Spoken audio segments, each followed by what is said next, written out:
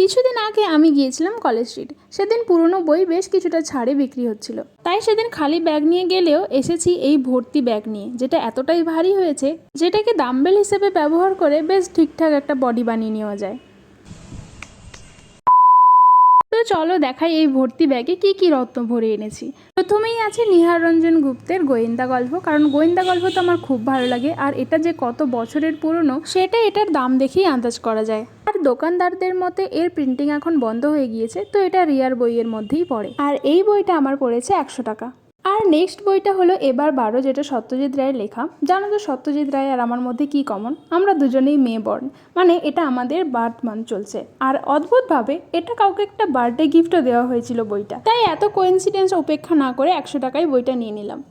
Next এই বইটা ছিল যেটার লেখিকার ব্যাপারে আমি অনেক কিছুই শুনেছিলাম, আর বইটা পড়েও দেখলাম খুব সুন্দর, তাই এটাও দেরি না করে 100 টাকাতেই নিয়ে নিয়েছি। এরপর ছিল নারায়ণ গঙ্গোপাধ্যায়ের দি classic হাদাবোধার comics.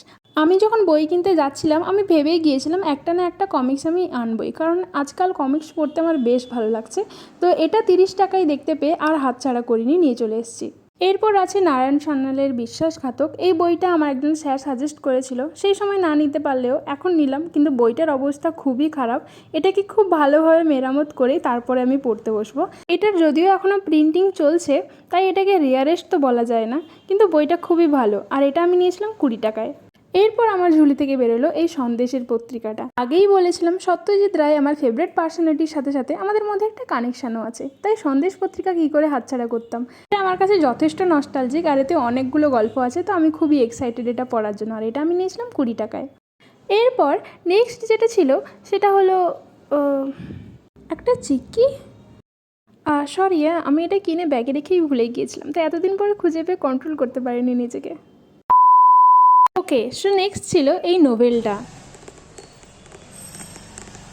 This is too good to be true by Prajakta Koli. সত্যি বলতে প্রাজক্তা কোলি একে ডিম্পল আমার খুব ফেভারিট, তাই যবে থেকে এই বইটা বেরিয়েছে তবে থেকেই নেওয়ার খুব ইচ্ছে ছিল। বাট ভাগ্যিস কোনো কারণে আমি নিতে পারিনি, কারণ কে জানতো যে কলেজ স্ট্রিটে মাত্র 150 টাকায় পেয়ে যাবো, তাও আবার অ্যাকচুয়াল বইটা। এটা একদম নতুন আর একদম অরিজিনাল। আর সাথে সাথে আমার বেস্ট পারচেসও। অনেকদিন থেকে একটা ইংলিশ নোবেল আমার বাকেট লিস্টে ছিল, আজ সেটাও পূরণ হলো।